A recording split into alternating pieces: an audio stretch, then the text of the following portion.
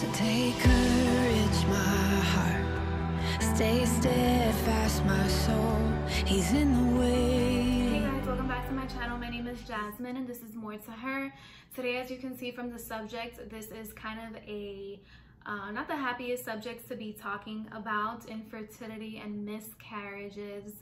A lot of people actually go through this, not just women, but men suffer from infertility as well. 1 in 10 men, 1 in 8 women suffer from infertility, and 1 in 4 women suffer from miscarriages. I've been contemplating doing this video for some time just because I can get very emotional talking about it, since it's something that I myself have gone through, and I don't want this to be about like my emotions. I don't want the attention to be on a pity party for Jasmine. This is something that I'm doing because I used to watch videos all the time just so I can see someone who I can relate to, so I can hear their story, so I can see what their outcome was, and it gave me some sort of, you know, not peace, because it was very hard, but in some sort of way, some sort of peace. I don't know how to explain it. Yeah, so I thought, you know, if I have a YouTube channel, I mean, I kind of felt like, why wouldn't I share my story as well, even though it's so personal. Also just to educate, because there's a lot of people who may know someone who suffers through this and they don't know how to react to that person. They really don't know like what they're going through. Pause. I saw this on Facebook and wanted to share because it's super relatable. Most people know obviously what it takes to have a child naturally, but what does it take for someone who's struggling with conceiving? They just think you're trying, but really it's calculated, it's strategic, it becomes time consuming, and it just becomes a job. Like, it's no longer just trying, it's no longer fun. So what it looks like to struggle with conceiving: stop telling people it's easy. 1 in 8 will struggle, 1 in 4 will lose. You don't know heartbreak until you begin trying for a child that never comes, a child you never got the chance to meet. It's tracking when you'll be most fertile every month, having intimacy constantly to try and not miss that one moment, because you have one chance, one day, once a month. If it doesn't happen that month, then you have to wait for that same moment the next month. So yeah, it's just sad and frustrating. But if you want to read, just press pause and do so.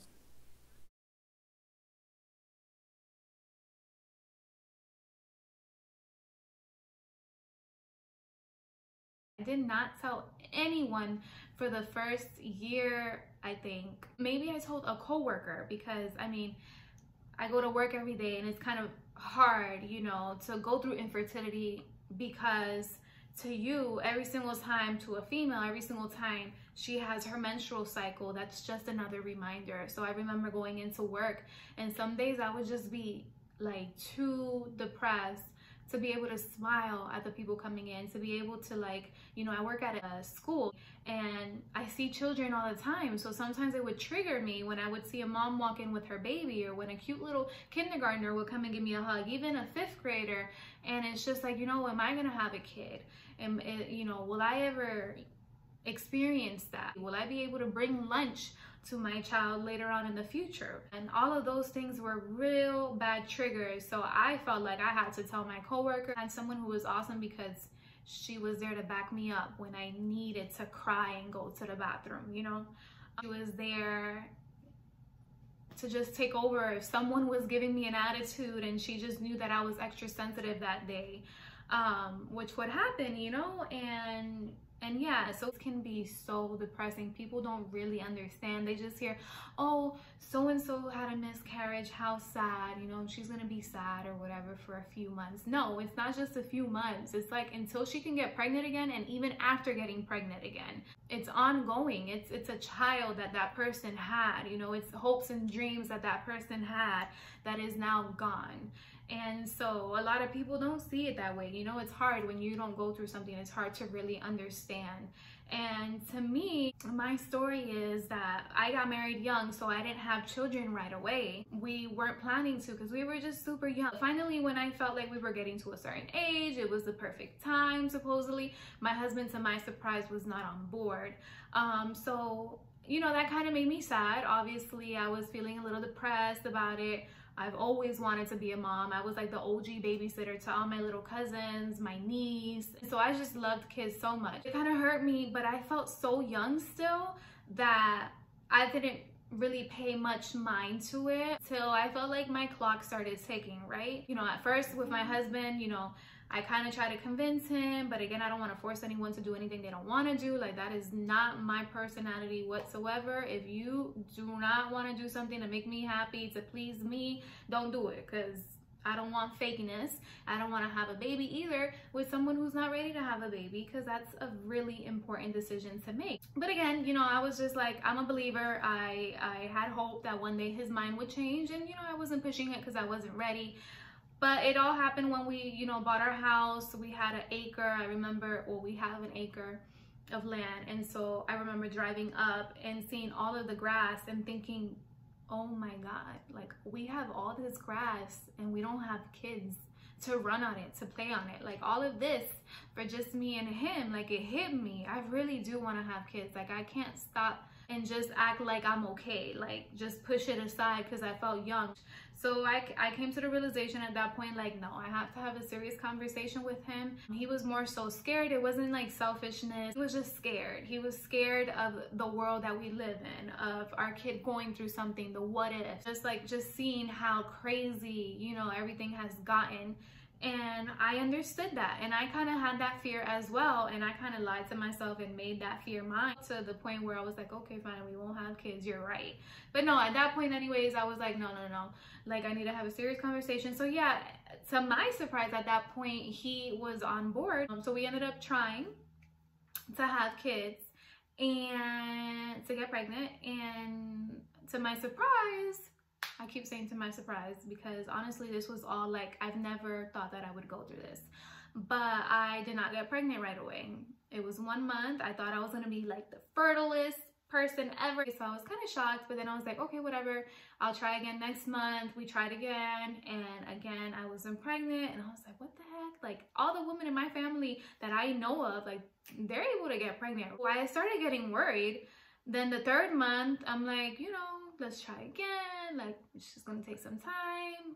I was not able to get pregnant again. And I was just like, okay, let me go on Google, of course, because Google is our doctor, right? Let me go on Google and see. If you see a fly in here, I'm sorry. We just open up the doors a lot, and it is summertime, so they just come in like crazy. But anyways, so Google is like, you know, if you are under 30, then do not stress not being able to get pregnant right away, because it could take up to a year. After a year, then you should go and seek a doctor's opinion, or you know, a specialist.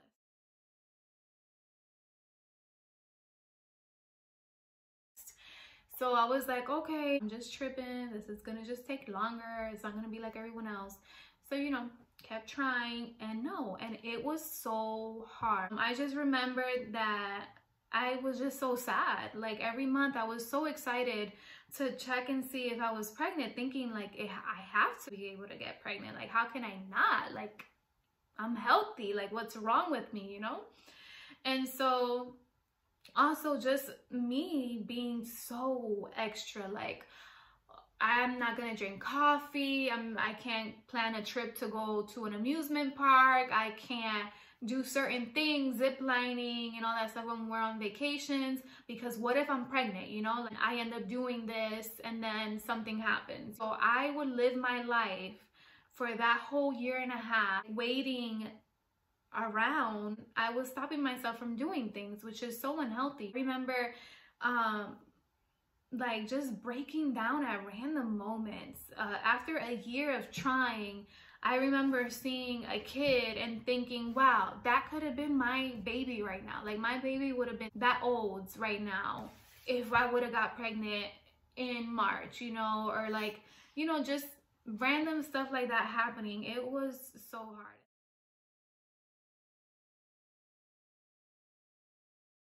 As far as people asking, oh, when are you guys gonna have kids? I know a lot of people get so sensitive by that question. I personally don't, but I understand there's people who do. I didn't feel like that was disrespectful, in my opinion, when people would ask, when are you guys gonna have kids? It would just feel hurtful, because I knew that we were trying and we couldn't, and I didn't want to speak about it. I didn't want people diagnosing me or all up in my business. Like, I was struggling too much to want everyone to just know. So it was more so sad because I was keeping something in, and sad because I knew that at the moment I couldn't have kids and they're asking me when, right? But to me, what was insensitive is when people go, oh, when are you guys gonna have kids? It's been a long time waiting. Like, come on, what are you guys waiting for? When people word it like that, when people give attitude like that, like they think it's funny, it's not funny. You don't know what each couple is going through, and they don't want to talk about it, and you kind of giving a funny attitude, like that's not cute. That's very insensitive. Also, oh, your clock is ticking, like you guys are getting older. Hello. Oh my God, I don't remember the amount of people that told me that. I feel like that was the most disrespectful one out of all of it. Like, it just brings me back so many memories. But yeah, you just watch how you word your questions, because like, just, I mean, let's be more kind, let's be more loving, let's be more respectful. Anyways, vent over, I'm sorry, but I just feel like it needs to be said, because a lot of people just act like, oh, what's the big deal with asking that? It's a big deal with the way that you word it.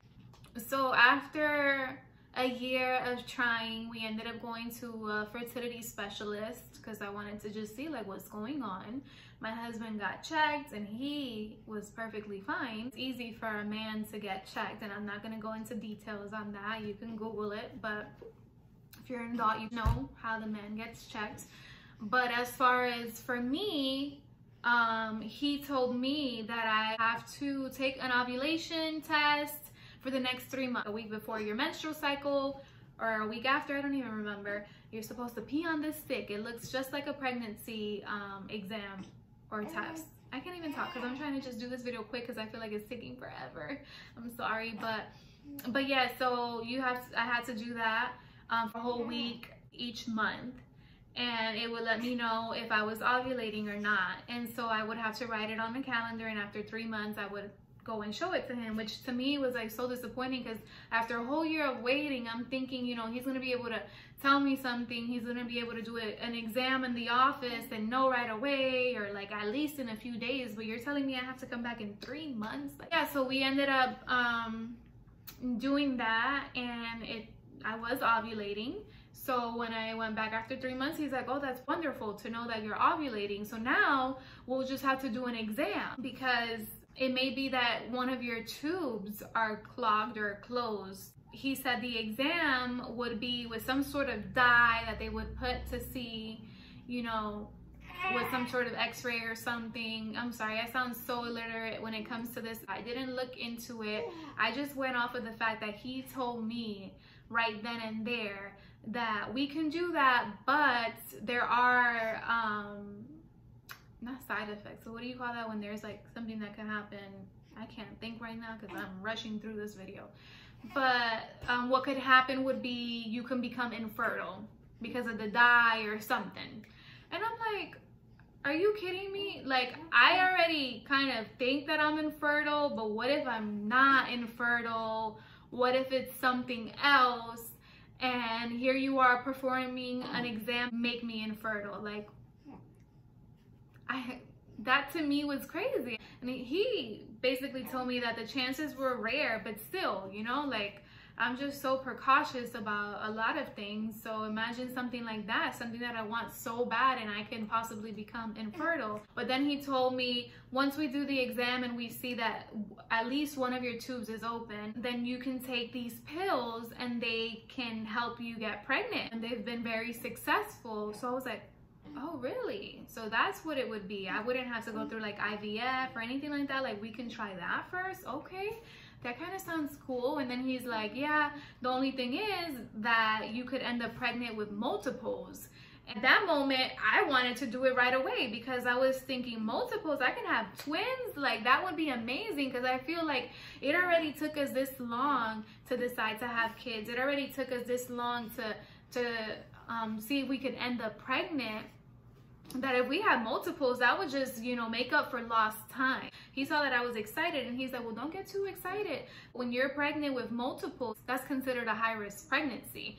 And so I was like, there's always something, right? So he's like, do you want to go ahead and schedule it? I told him, I was like, you know, we're gonna think about it and we'll let you know. I left, and I was immediately like, when I got to the car, I was so crushed. I was crying because I was like, I don't know what to do. Like, what if I put myself in a position where I become infertile because I did the exam? Like, if I'm a child of God, if I'm a believer, like, why isn't this happening to me naturally? Like, why do I have to go through this? Like, what did I do wrong to deserve this? Like, why me? And I ended up just deciding that I wanted this to be a God thing, and that's nothing against IVF. And not that God's not involved in IVF. I feel like he does put doctors here and science for a reason. He made people, you know, smart when it came to these type of things to be able to help us. I just really wanted to be able to be like, you know what, if I'm struggling through this, then hopefully I can testify one day and say God made this happen by a miracle. I even thought about adopting, and I've always wanted to adopt before I even knew that I was going to struggle with infertility. Like, I always felt like that was something that would be so beautiful. You know, us who go through miscarriages, who go through infertility, like, we just think so much. It's a constant day-to-day thing. It's not like once in a blue. No, it's like every day you see a child, you're reminded. Every day someone announces a pregnancy, you're reminded. Every time you see someone on TV, you know, talks about how a beautiful adoption story, you're reminded, and you're given these options now. Like, should I do that? You're overwhelmed with all the options. Should I be a foster parent first? Should I adopt? Should I go through IVF? Should I just wait and pray? Like, you don't know what to do. You really don't. It's just so much. And so that's another thing that's just consumes you. And so anyways, we ended up doing anything but just to continue trying. We just kept trying. And then after 1.5 years, I ended up pregnant. And the way that I found out was because my chest started to, you know, feel heavier. And I wasn't sure, you know, if I was gonna get my menstrual cycle. We planned a trip to Miami to visit his brother for my husband's brother for his sister's birthday. So I was like, you know, am I gonna pack a bathing suit, or am I gonna be on my menstrual cycle? Let me just take a test. After months of not taking tests, by the way, because I just couldn't stand to see the negative result anymore, for some reason I just felt like, why not just take a test? So I took a test and I was pregnant. It was 5 o'clock in the morning. It was the happiest day of my life. I'm gonna start crying. I was over the moon, excited. I couldn't believe it. I wanted to do something cute for my husband, but I couldn't hold it in. I mean, we went this long waiting to see if it would happen, that to go to work for a whole 8 hours without telling my husband and keeping this information to myself was like, I can't do that. So I literally ran to the bed at 5 o'clock in the morning.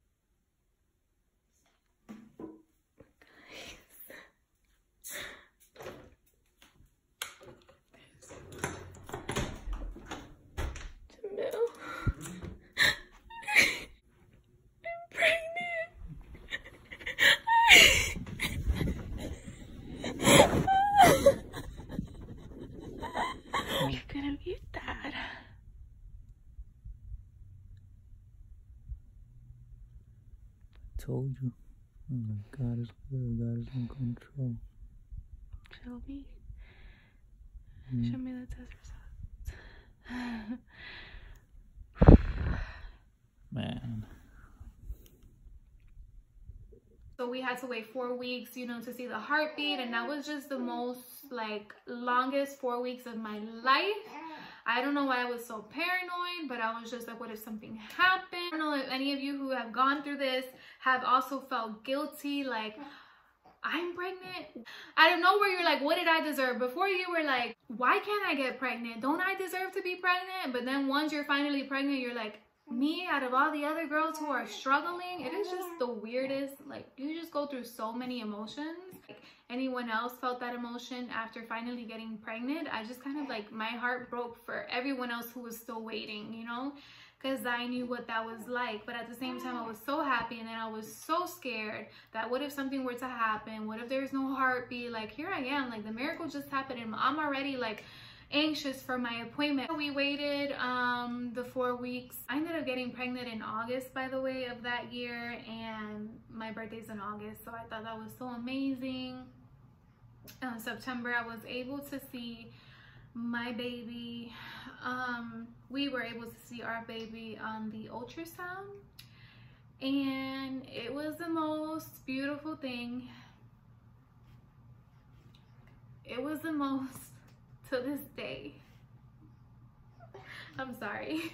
I hate like seeing people cry when I watch YouTube videos, and here I am like doing the same thing. They totally make me cry when I see them cry, but like it's kind of awkward as well. It was so beautiful to see our little baby on the ultrasound screen. Like the heart, you can see it clear as day. And I will never ever forget that. So this is my first baby that a lot of people don't even know about.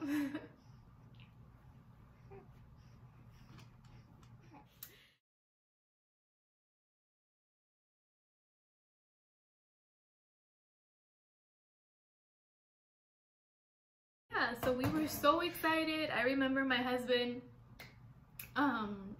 once he found out I was pregnant, like he automatically was like, he started a new business, opened up, you know, his own little suite for a barber shop, and it was all to provide for us and the baby. And it was just so like such a magical time for us, but it was very short-lived. Like 2 weeks later, after seeing our baby, which is like a total of 6 weeks of us knowing we were pregnant and being so excited, I miscarried. I just want to say this right here, that this was a life, all right? I actually was only 6 weeks and 2 days when I was able to see my baby's heartbeat clear as day. It was, I'm telling you, it was so beautiful. I was able to see our little baby wiggle in there, the heartbeat just like that. This is a life, all right? If you've also miscarried early on in your pregnancy, that was a life. This picture right here is the same picture I have now for my baby girl that's here. You can hear her in the background. By the way, to those who do not know me, I was able to get my little blessing. Thank you to God. I got pregnant again, and that will be a story time for later. But the same exact ultrasound image that I have of her is the same exact picture I have here of her little baby brother or sister. We didn't get to find out if it was a boy or girl. This is a life, and it matters. So don't let anyone make you feel like you're crazy because, oh, it was just a little embryo. No, at this point it wasn't even an embryo, but an embryo is already a child. Like, you can already determine the sex of the baby. Like, when people go through IVF and they see how many boys you have, how many girls, and they ask, do you want it to be a girl or do you want it to be a boy? Because we can implant whatever it is that you want. So that sex is already there, and you're gonna tell me that this wasn't a life? I saw the heartbeat, okay? That's another insensitive thing that people just talk about. But anyways, I want to show you too how cute. Look, this is the little stocking that we had for our little baby. Every year that we were planning to become pregnant, I remember buying a Christmas stocking in hopes that I would be able to hang it up. And it was so hard that first Christmas not being able to hang up this stocking. It was hard the Christmases before, like knowing like, oh, I didn't get pregnant and I can't hang, you know, the stocking up, like another Christmas without a baby. But this one right here, this one that held all of our hopes and dreams, this one that actually belonged to a baby that I had, I was not able to hang up. I mean, I could have, but you know, it was just heartbreaking. But anyway, so that was like a tradition. Sorry, that was a tradition that I would just do. The way that I found out that I miscarried was because I was having like spotting. The doctor said that was normal, you know, implantation bleeding, it could be this and that, but something felt off. I didn't feel right. I just had a bad feeling about it, and yeah, as the days passed, the spotting got heavier, and I started cramping, which crampings could be normal as well. But it was really bad. Like, it got to the point where I felt like something was stabbing me, like I couldn't take it anymore. So, and I was bleeding a lot, so I ended up going to the hospital like at 2 o'clock in the morning. And I just knew, I knew that something wasn't right. My husband was trying to be so positive, but I knew that something wasn't right. And I remember even, you know, the shirt that I picked out to wear to the hospital, like I had to get dressed, that it is well with my soul. So that's interesting, right? That's a Bible verse. And it was just like, you know, whatever God's plan was for me, I just have to prepare for it and be okay with it. Even though it was so heartbreaking, even though it is still heartbreaking, as you can see, it brings up emotions. I'm okay now, obviously, but it took time, and I feel like I probably wouldn't be okay if I didn't have the opportunity to get pregnant again. My mind was not right. Like, there was a few people who knew about it, and I felt like, man, you know, I wish people could check up on me, because there was days where I was falling into a depression. And yes, I had my husband, but it's something about talking to another female, you know. It's just different. To me, it's like we struggle through this, and people who know want to tell us it's okay, you'll be able to get pregnant again, or it's okay, you'll be able to overcome your loss. Like, just be happy, you're a Christian, just have faith, you know, don't let that drag you. And it's like, okay, well, sometimes I'm okay, but then you gotta understand that other times I'm not, and it's okay to not be okay. It's okay to live through those feelings. It's not okay to stay there, you know, but it's okay. It's gonna take time. And I just felt like people didn't understand that. The people who did know it was almost like it's an outcry, right? Like, check up on me, please. Like, I just want someone to, you know, ask about my baby, you know. Like, I wanted to talk about my baby. I felt like me not talking about it was kind of disrespectful to this baby. It was a baby. How can I not see it as my daughter or my son and just let it go just like that? Like, I remember going through my first Mother's Day without my baby, or my Mother's Days. Not being a mother is so hard. I remember his uncle gave me 2 roses,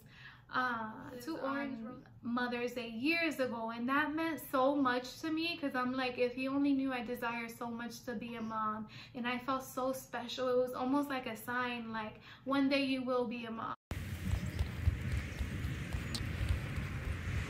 His little cousin made me a little arts and craft for Mother's Day one time too, because she called me Cat Mom, and she doesn't know how special, and I can cry right now bringing that up, because she doesn't know how special that made me feel when I was struggling. Just had so many emotions. So if you know someone who struggles with it, I know it's hard, but just reach out. Just tell them, hey, how are you feeling today? Like, that's all I wanted someone to do, was, how are you feeling today? Is there anything you want to talk about? I'm just checking up because I know you went through that. Like, just don't disregard people's feelings like that, or think that just because someone's a Christian or a believer, they're just going to be positive all the time. Like, it was definitely a struggle, and I feel like I would have still probably been struggling even with God. He's so good. He wrapped me up in his arms many times when I was broken and crying. I just knew that I just had to, whatever God's plan was, that's God's plan. Just know that you can seek him, and he can fulfill every void. It's going to take time, and it's going to take effort on your behalf to just be in the word and just seek his presence, and you know, just try to find people to talk to, because you can't struggle with these type of things alone. Like, it's so unfair to put yourself in that position when there's probably so many people who are willing to uplift you and pray over you. And yeah, I hope that you find hope in the fact that, you know, I struggled with this and I was able to have my little baby girl.